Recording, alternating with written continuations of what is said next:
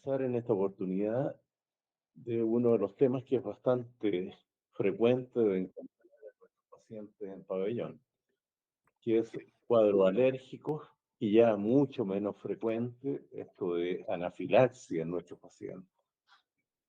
La siguiente. Nosotros entendemos una alergia en cualquier paciente como una reacción que es anormal del sistema inmunológico que se enfrenta a una sustancia que es extraña. Esa reacción anormal se denomina atopia y significa que esa persona tiene una respuesta que habitualmente está sobredimensionada frente al contacto, frente a tener penetración en la membrana, etcétera, y que va a hacer que la presa. Conectando, puedo ser la empresa de la fama. Están conectando ya. Bueno, eso va a hacer que esto pueda escalar posteriormente. Y la anafilaxia, en este caso nos enfrentamos a una reacción alérgica que es mucho más importante y que son las alergias que son potencialmente fatales.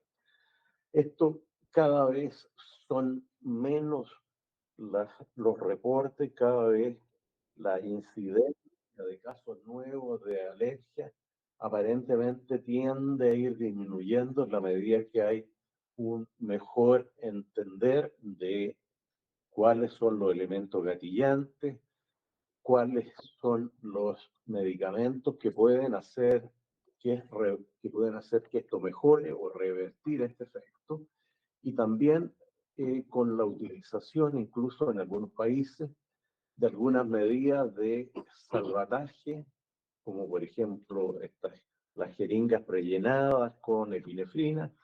Eso ha modificado en forma importante la aparición de cuadros graves y potencialmente fatales. Siguiente.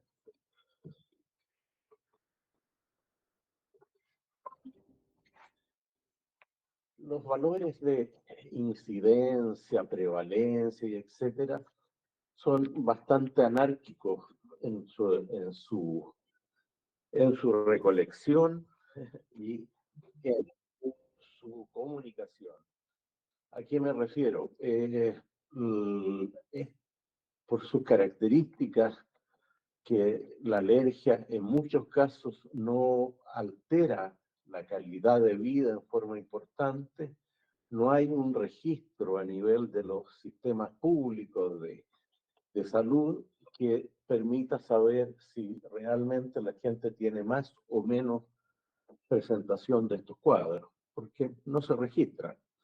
Entonces, esos son valores en los cuales parece haber una cierta aceptación general, y que podemos ver que las anafilaxis se ven en forma mucho más aislada de lo que realmente uno podría tener un cuadro alérgico habitual. La siguiente.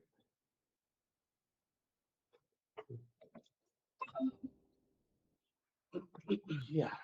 Las alergias y la anafilaxia como una manifestación grave de esta alergia,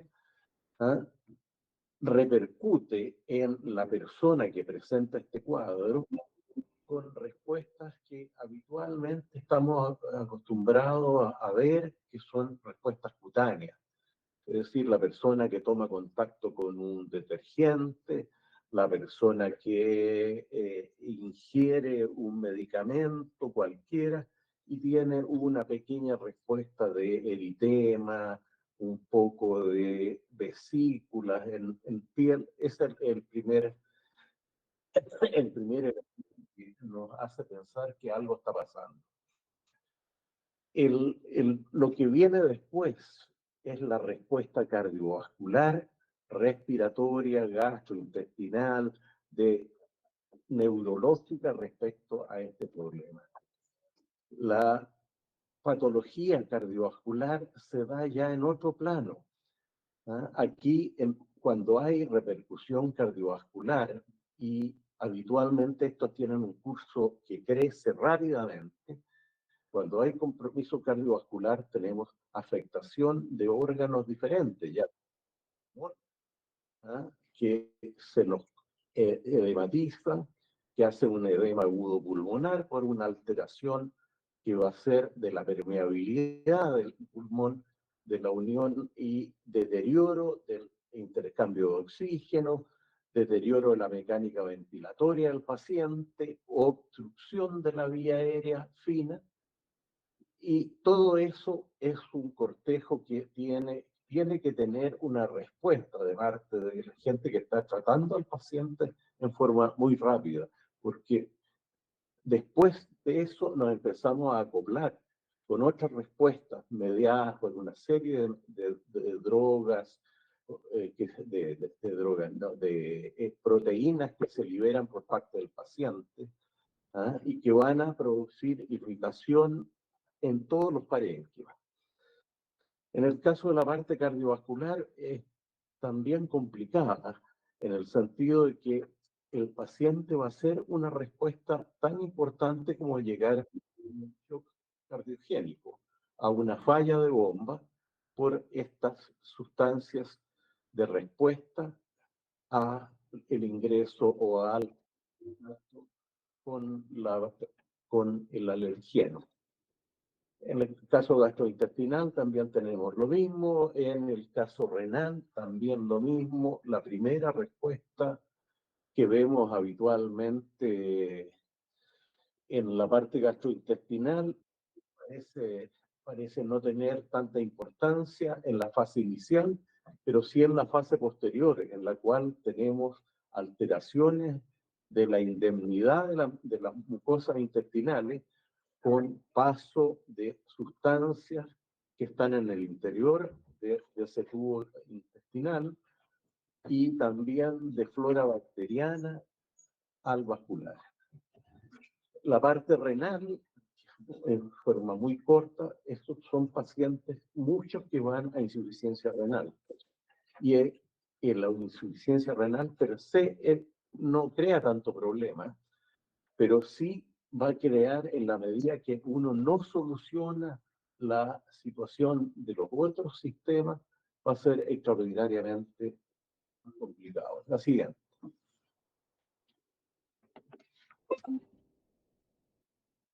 Aquí vamos, esto es como una especie de resumen chiquitito de la alergia en toda la parte del peroperatorio, o sea, preoperatorio, intra y postoperatorio. Pero yo quiero llamar la atención en lo que aparece a la izquierda arriba, en que cuando uno tiene un paciente en un área quirúrgica, muchas veces uno puede tener enmascarado, uno puede enmascarar la situación con otras drogas que está utilizando. Si yo tengo un paciente que llega con broncoespasmo después de haber utilizado un medicamento, ese paciente, cuando yo tengo una relación causa-efecto cercana, y nos puede permitir hacer el diagnóstico que esa alergia fue por el medicamento que ingirió, el antibiótico, la comida que ingirió, o cualquier otra cosa, una alergia de contacto, cualquiera, uno sabe qué fue. En el caso de los pacientes en pabellón, uno se enfrenta a la situación de que son pacientes que ya están posiblemente multimedicados. Yo, para iniciar una anestesia, voy a colocar varios medicamentos que le doy un tiempo entre uno y otro, pero la respuesta a veces puede demorar un minuto y medio, y yo ya no sé qué fue lo que estaba provocando el problema. Ese es uno de los elementos a tener presente. Y además, el manejo quirúrgico, quizás aquí en la parte oftalmológica no tiene tanta importancia, pero un paciente al cual lo va a hacer una gran cirugía, se pinta con clorexidina desde el cuello hacia abajo y ese paciente puede hacer una alergia a clorexidina y uno ya tiene bastante más dificultad en tratar de aproximarse a qué fue lo que pasó. Así que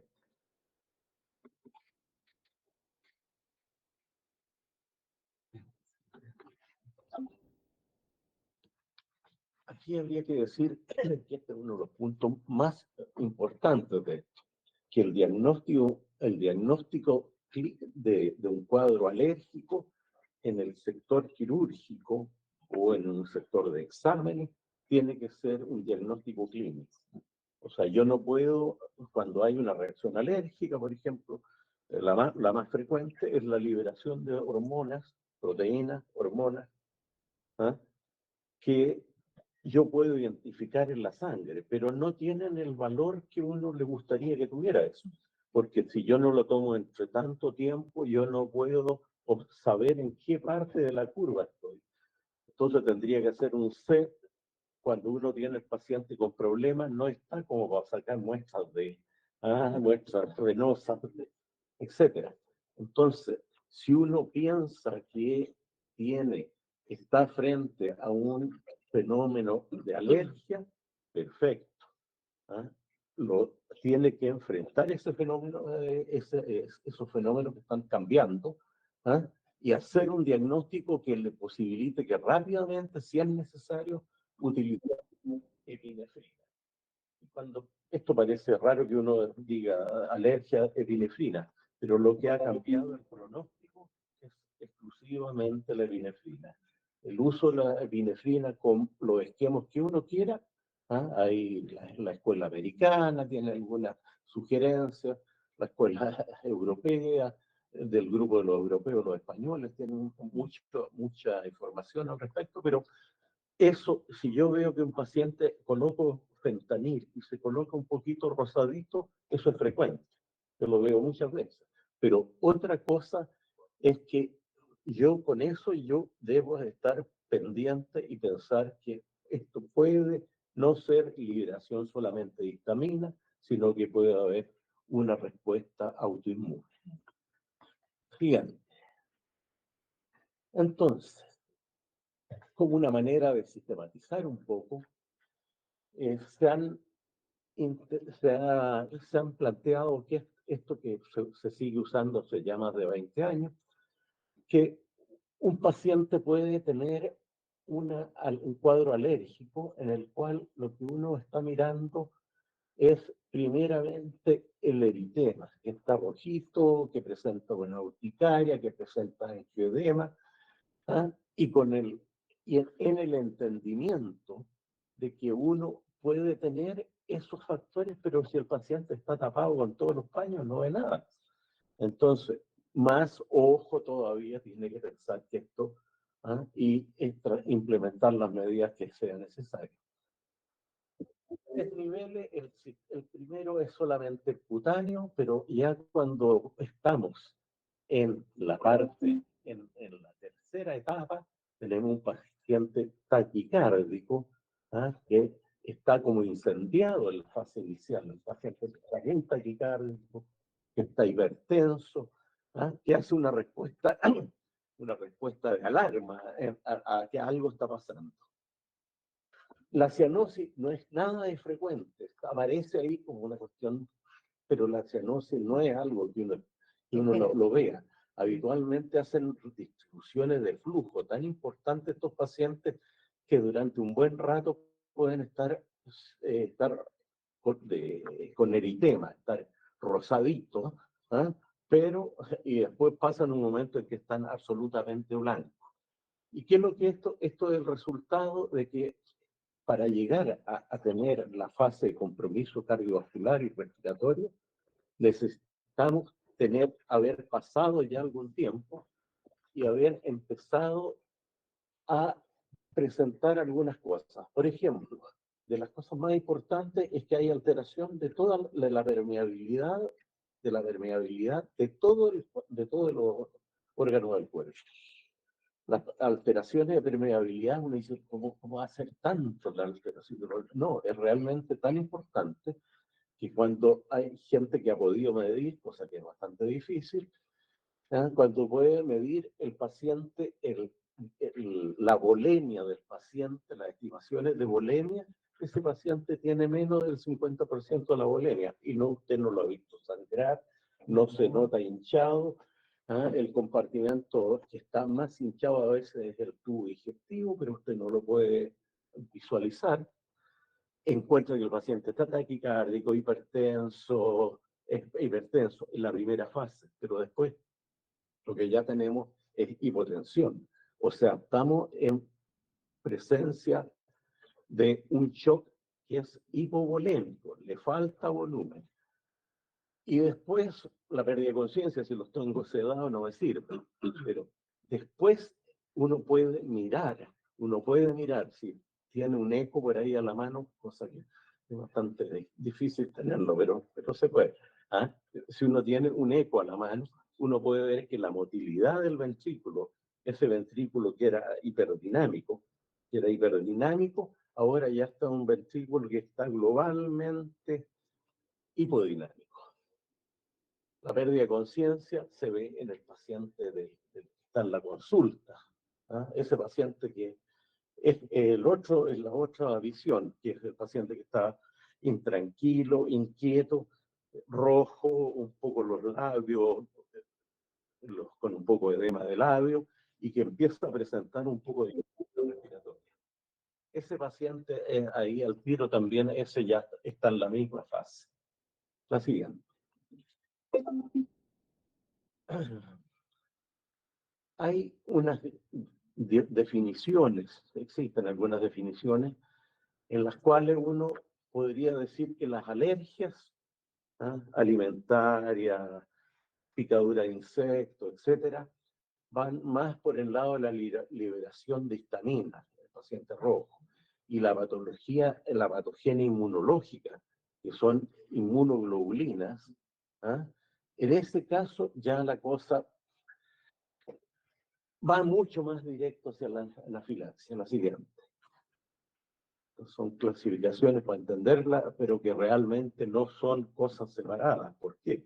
Porque yo puedo partir con un cuadro en que hay IgE, hay una reacción antígeno-anticuerpo, hay la liberación de sustancias de los mastocitos, etcétera, pero además se me agrega la histamina de la respuesta general. La siguiente. Ahí, todo eso es una alergia al polen. Cortito lo vamos a ver. ¿Cuánto nos queda? Vamos bien, súper bien. Sí, pero que vamos bien. 8:20. Vamos bien. ¿Sí? Sí. Ya, ok. Ya.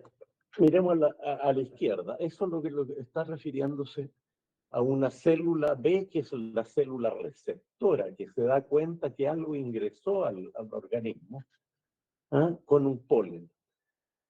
Esa célula va a generar anticuerpos contra la sustancia IgE.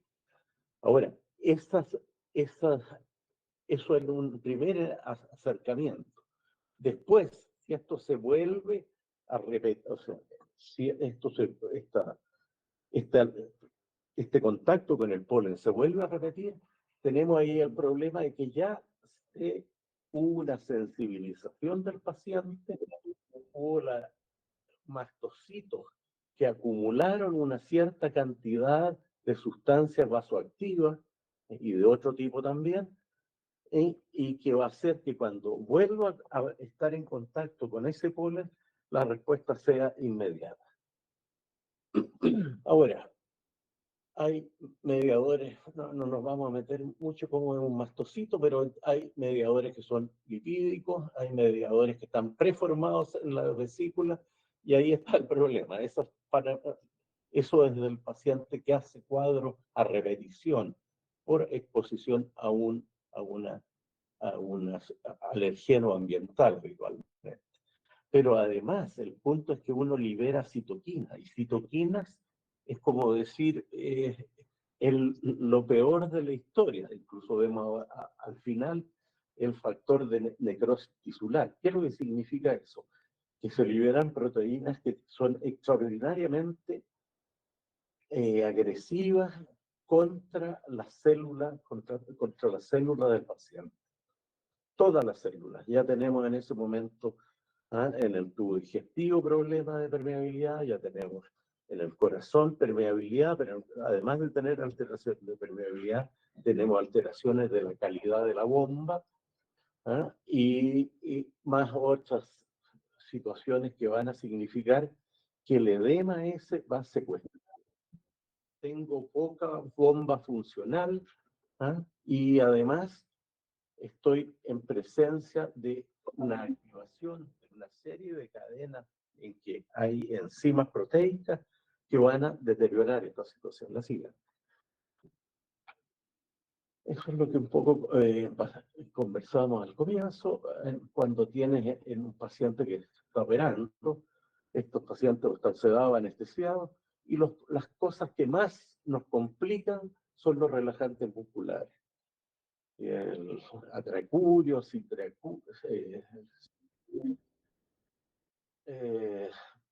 son extraordinariamente buenos para liberar histamina. Uno puede tener un paciente rojo como jaiba y muchas veces no se ve.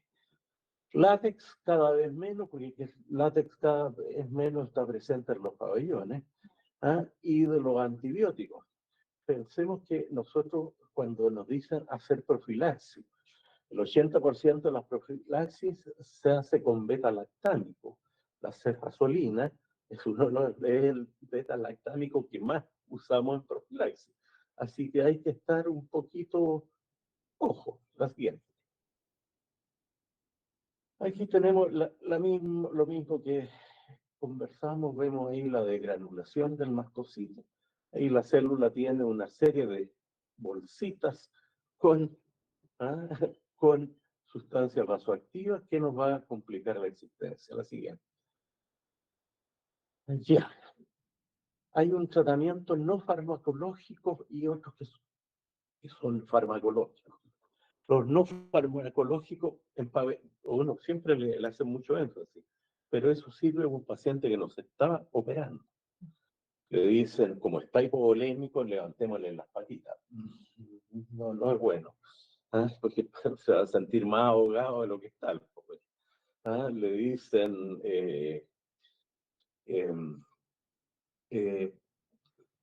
no, colóquele, bueno, no sigamos en eso porque es la parte más grosera del tema. Vámonos al tiro al farmacológico, porque si no me van a cortar la presentación. Ya, y ahí la adrenalina es lo que tiene que. La adrenalina es lo que tiene que. Ya me la cortó, ya me la cortó. Ya, ahí la adrenalina es lo que es el medicamento.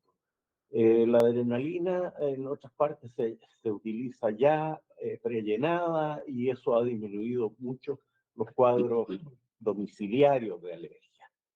La vía de administración, en el caso de un anestesista o de gente en pabellón, nosotros siempre estamos con una vía colocada. Esa cosa nos salva la vida. Ya.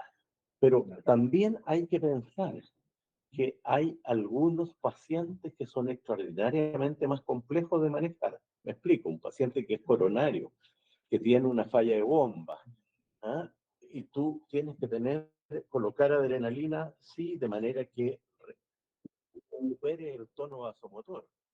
Pero además de recuperar el tono vasomotor, tienes que tratar de no producirle ni taquicardia, ni hipertensión, porque si no le estás haciendo un test de esfuerzo. Y el paciente se me puede isquemizar. Antihistamínico, todo el mundo usa antihistamínicos, yo también uso histamínicos, pero de las reuniones grandes de este tema, se piensa que no tiene mucho sentido, excepto en los cuadros quizás que tienen menos importancia. Los corticoides, tampoco existe una información tan sólida, pero yo también le coloco corticoides. hay un problema aquí que también es médico legal, y hay algunos casos muy atractivos, entre comillas, que pacientes a los cuales no se ha usado antihistamínico ni corticoides, han hecho después un rebote. Posiblemente los corticoides ayuden a no tener ese rebote.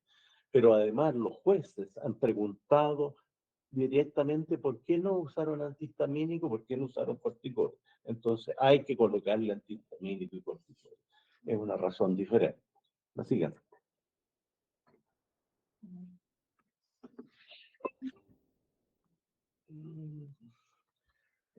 Hablemos mejor, dejemos esto, no es demasiado consta tampoco. Ya. ¿Cuál es lo que antes me gustaría a mí conversar? Hay otras sustancias también, hay otras cosas que uno puede colocar, por ejemplo. Yo puedo colocar aminofilina, un paciente que está con aumento de resistencia de su vía aérea. Puedo colocar aminofilina, pero... Bueno, vamos a hacer una pequeña revisión de algunas de las complicaciones de los bloqueos de anestesia locorregional en cirugía ocular. La siguiente, por favor. Las complicaciones de los bloqueos locorregionales en cirugía ocular pueden clasificarse en oculares y en sistémicas. Las oculares competen fundamentalmente a los oftalmólogos, así es que en eso no nos vamos a concentrar, sino que nos vamos a concentrar más bien en las sistémicas, que son de competencia de los anestesiólogos. Las complicaciones más frecuentes son la inyección de anestésico en la vaina del nervio óptico, provocando una anestesia del troncoencéfalo, inyección intraarterial de anestésico local con llegada al sistema nervioso central y el reflejo oculocardíaco. La siguiente, por favor. En las complicaciones oculares de resorte de los oftalmólogos, pongo esta diapositiva porque se pueden subclasificar en menores y mayores. La incidencia, lo que quiero decir de esta diapositiva es que la incidencia de las complicaciones menores es más alta en las anestesias perivulvares y subtenonianas respecto de las retrovulvares, las complicaciones menores, es decir, el edema conjuntival, la quemosis, la hemorragia subconjuntival y la hemorragia palpebral. Sin embargo, las complicaciones mayores, las que son realmente importantes y que pueden causar un cambio de pronóstico, como la hemorragia retrovulvar, el daño en el globo ocular, el daño en el nervio óptico, son claramente más altas en las anestesias retrovulvares respecto de las peri y las subtenonianas. La siguiente. Yéndonos ya a las complicaciones sistémicas, que son las que nos competen a nosotros. En primer lugar, la difusión central de anestésicos locales. Esto se puede dar por dos vías. Una, a través de la punción inadvertida de la vaina del nervio óptico. Ustedes saben que el nervio óptico es parte del cerebro, está rodeado, por lo tanto, de las meninges, y por lo tanto una inyección de anestésico en esa vaina va a tener una migración hacia troncoencéfalo. Y la siguiente vía de llegada al sistema nervioso central es por la vía de flujo sanguíneo retrógrado, cuando hay una inyección intraarterial en la arteria oftálmica. Y se ha descrito que hay, a pesar de que sea una punción arterial, que hay flujo retrógrado del anestésico local hasta la arteria carótida interna y de ahí se distribuye a el sistema nervioso central, especialmente al troncoencéfalo. La segunda complicación ya por absorción de anestésico local. En tercer lugar, el reflejo oculocardíaco. Y en último lugar, las reacciones alérgicas a los anestésicos locales. La siguiente, por favor.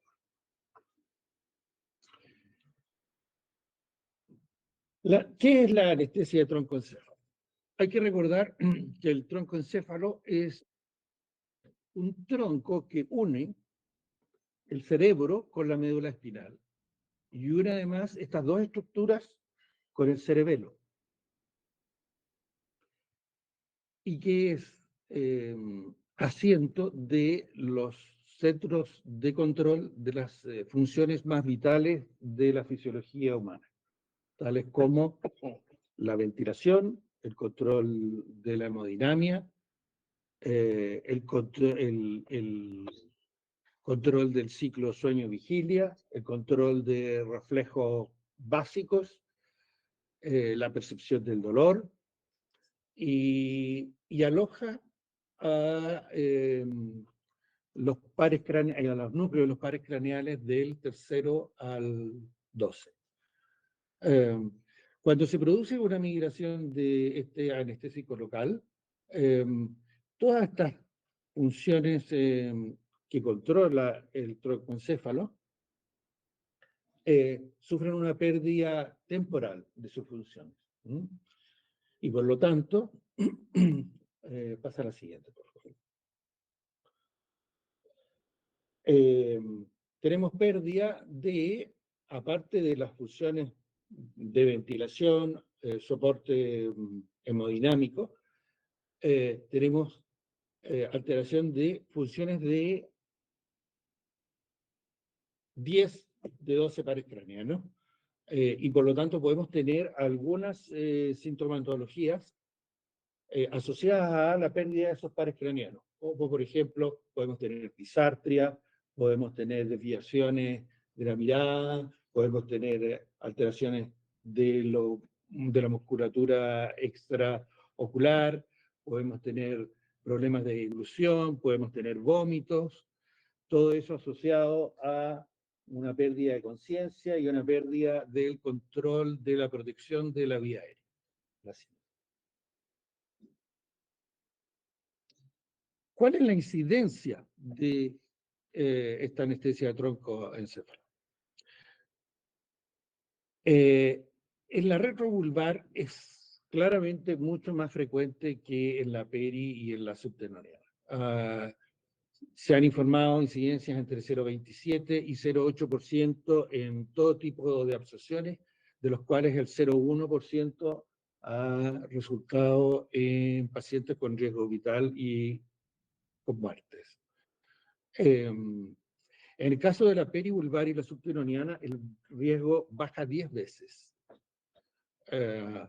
lo cual explica que la migración que se produjo hace ya varios años de las técnicas a las últimas técnicas. ¿Cómo se presenta la anestesia troncoencéfalo? Después de haber instalado un bloqueo perivulvar, retrovulvar o subtenoniano, se produce un compromiso de conciencia progresivo que puede ir desde una agitación inicial, desde una excitación inicial, y transitar progresivamente hasta distintos grados de compromiso de conciencia hasta llegar al coma. Acompañado pueden haber convulsiones, depresión respiratoria de grado variable hasta llegar a la apnea, colapso cardiovascular con bradicardia extrema y shock, y en casos más raros, como había dicho antes, disartria, sordera bilateral, parálisis oculomotora, hipertensión, taquicardia, todos fenómenos asociados a las pérdidas de los pares craneales asociados.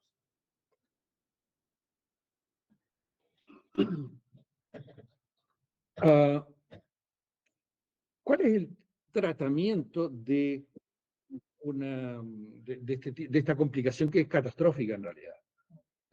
Muchas veces es de riesgo vital. Lo primero es tratar de hacer el diagnóstico precoz. Hay que observar cuidadosamente a un paciente que se le ha hecho un bloqueo perio-retrovulvar durante los primeros 10 minutos, puesto que al revés de lo que uno esperaría, el colapso no se produce siempre inicialmente. De hecho, se demora unos minutos en producirse. Una vez que el paciente cae en apnea, en shock, en bradicardia extrema, hay que proceder a controlar la vía aérea, ya sea intubándolo o poniéndole una máscara laringea, y controlar la ventilación con oxígeno al 100%. Apoyar la hemodinamia con líquidos endovenosos para contrarrestar esta pérdida de tono vascular que se produce. Usar drogas vasoactivas como la infusión de dopamina o adrenalina para mantenerlo. Y llegar, en casos más graves, directamente a la reanimación cardiopulmonar. La sigue.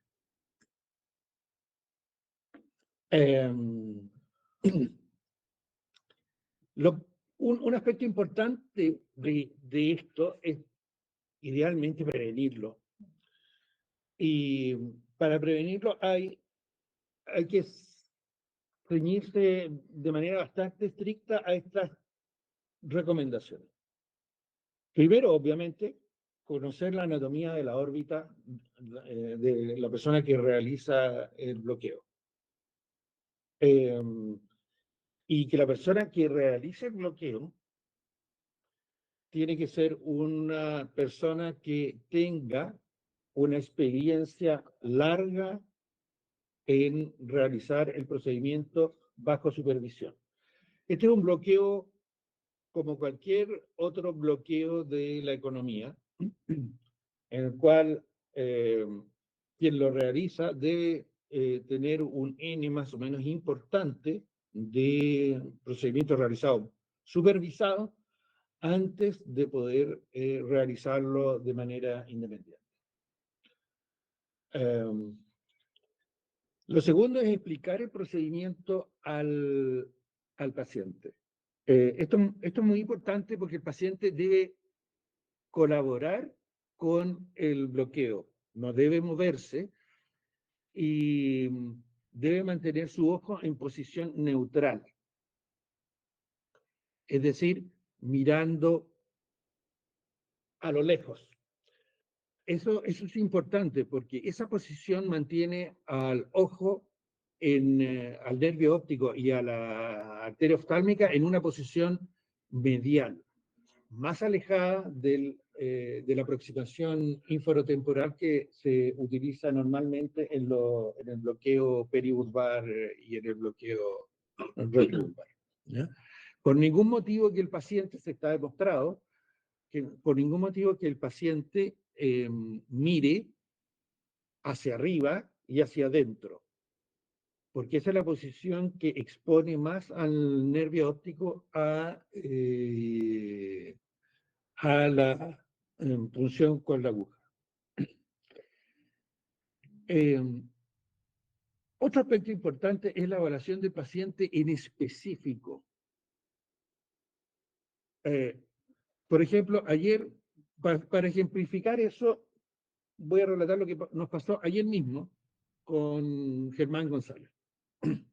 Germán tenía un paciente que le iba a hacer una vitrectomía, que le hizo una vitrectomía, y era un paciente derivado de otro doctor, de la clínica también, y que era una paciente muy alta miópica, que tenía una longitud axial de 38 milímetros.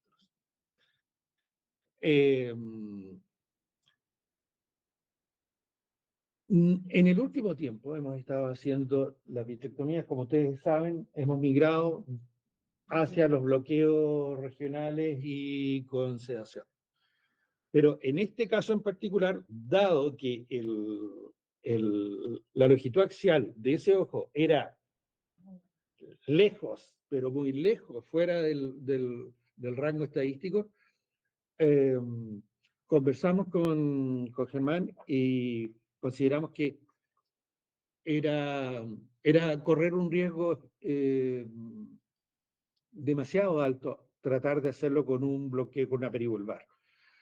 Entonces volvimos a hacerlo como lo hacíamos antiguamente, con anestesia general, y Germán le puso, una vez el paciente anestesiado, un bloqueo subtenoniano anterior con poco volumen y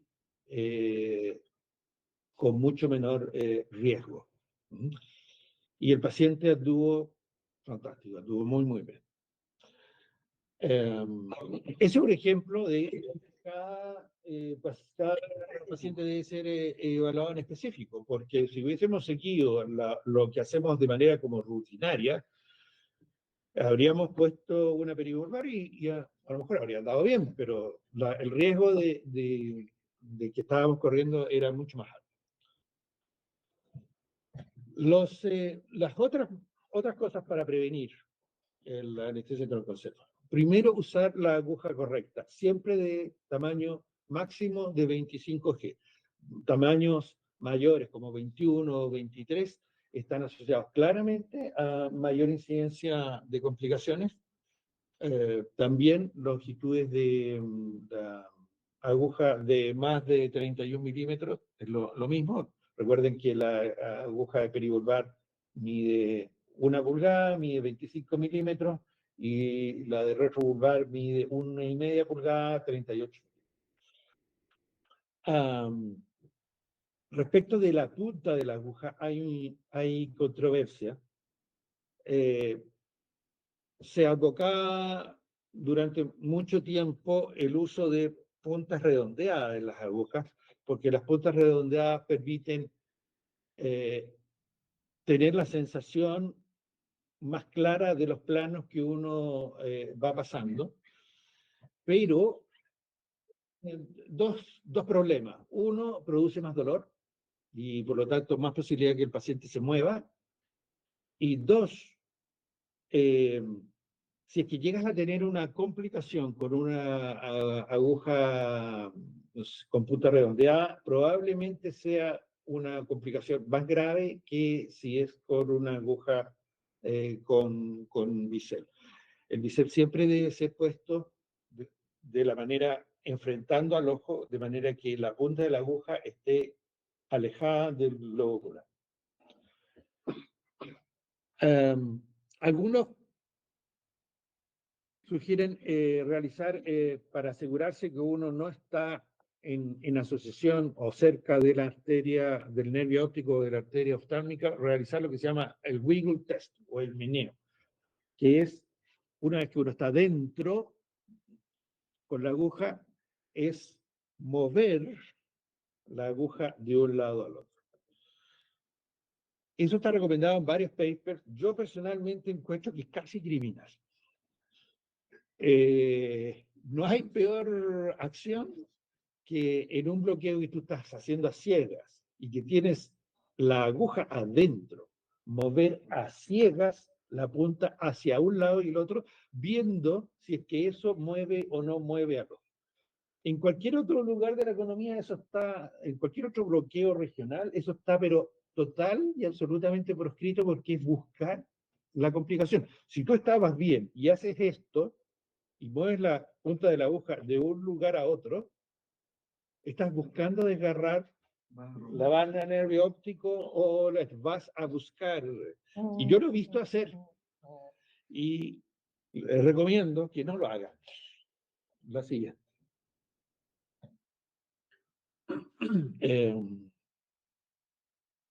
El otro mecanismo por el cual se puede llegar a la anestesia de troncoencéfalo es a través de la inyección intraarterial directa en la arteria oftálmica, la anestesia local, que puede llegar a la carótida interna vía retrógrada y esta distribuirla a la circulación cerebral.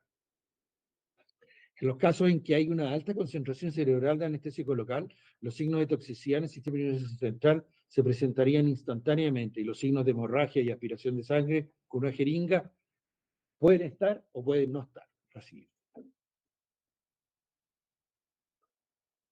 Pasamos a la segunda complicación, que es la toxicidad por anestésicos locales. Los anestésicos locales, ustedes saben que actúan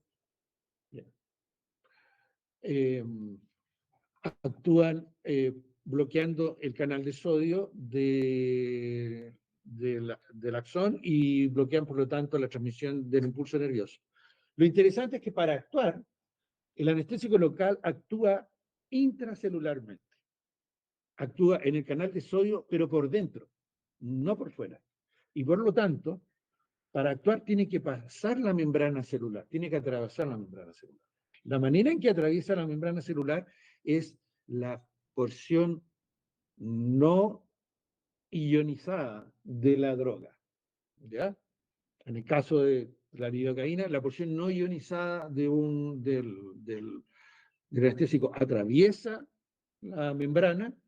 Una vez en el intracelular se vuelve a producir un equilibrio entre la porción ionizada y la no ionizada, y es la porción ionizada la que se une a la subunidad alfa del canal de sodio y lo bloquea. Es decir, la porción no ionizada atraviesa la membrana, la porción ionizada se conecta al sitio y produce bloqueo propiamente tal. Esto explica por qué en situaciones en que hay un pH bajo, como cuando hay una infección o hay una inflamación de cualquier tipo, los bloqueos anestésicos locales son mucho menos efectivos porque la porción ionizada del anestésico local es mucho más alta, porque hay mucho más protones dando vueltas y por lo tanto no están disponibles para atravesar la membrana. La siguiente. Se me olvidó una vez.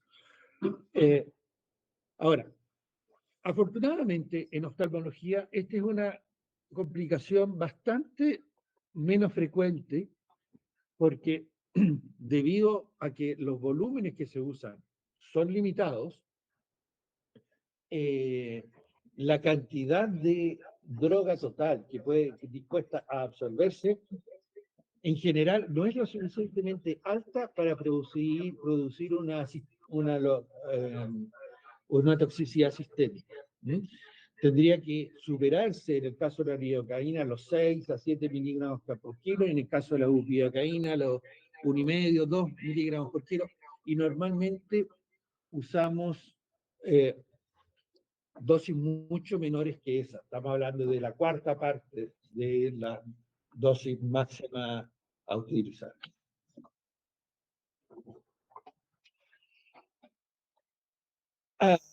¿Cómo se presenta la absorción, la toxicidad por absorción? Algunas cosas importantes. Se da mucho más frecuente con o el cuadro más grave con la bupivacaína que con la lidocaína, debido a que la bupivacaína es más lipofílica y atraviesa más membranas y por lo tanto es más potente desde el punto de vista, desde ese punto de vista. De manera similar al bloqueo, a la anestesia troncoencéfalo, se produce compromiso de conciencia hasta el coma, convulsiones, apnea, hipertensión inicial y taquicardia seguida rápidamente de hipotensión, bradicardia, arritmia, llegando a la fibrilación ventricular. Y el problema es que al revés de el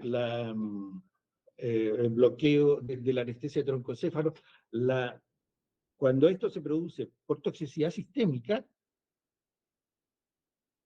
esto que sucede es mucho más resistente a las medidas de reanimación. ¿Ya? El colapso cardiovascular es mucho más difícil de revertir. ¿Ya? Lo otro importante es que normalmente es una complicación que es más precoz que la anestesia troncocéfalo se da dentro de los primeros 2 minutos. ¿Ya?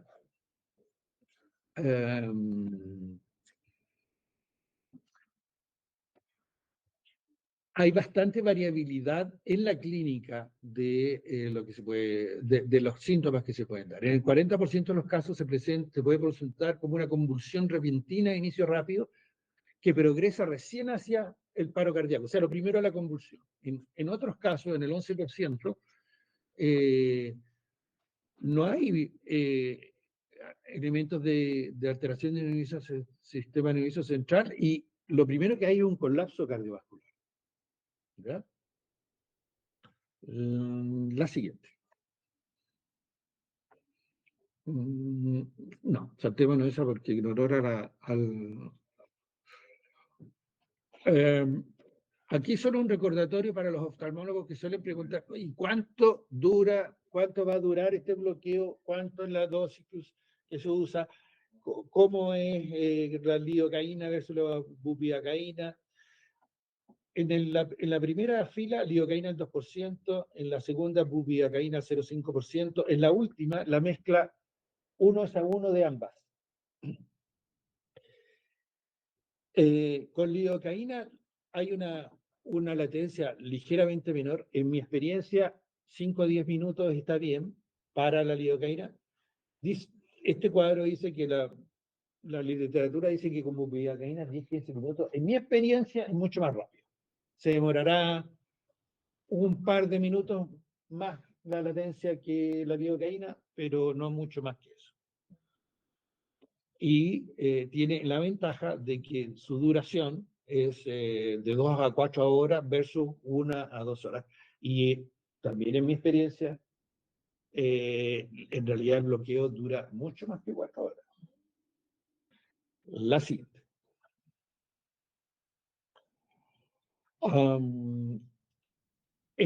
Este es el algoritmo de tratamiento de la toxicidad por anestésicos locales.